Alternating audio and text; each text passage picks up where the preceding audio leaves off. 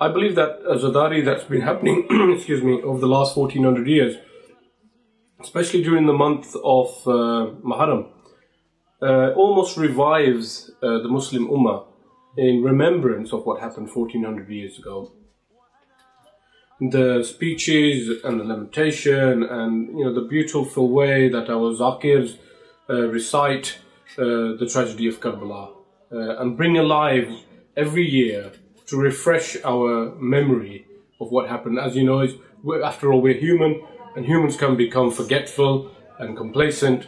And the month of Muharram is a time of immense remembrance and grief for all our Shia communities to show to the world as a form of protest and grief again.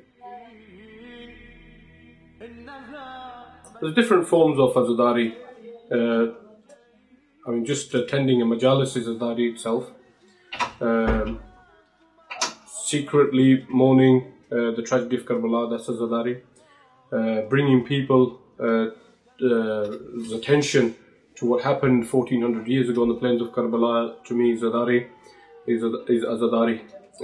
To actually go into a mode of deep grief where you're beating your chest or beating your head, or even to the extremes of slapping yourself when you hear how Bibi Skina was slapped by Shimar Lanatullah. These are the different forms of Azadari that I've personally taken part in. Azadari is not alive because of us. We are truly alive because of Azadari. And that's the message I would like to send out to the whole Muslim communities. That Imam Hussain al-Islam is not just for the Shia community, he's for the whole of mankind. And what he stood for, if we analyze and research, we will find that what he stood for was the true form, the purest form of Islam as we know it.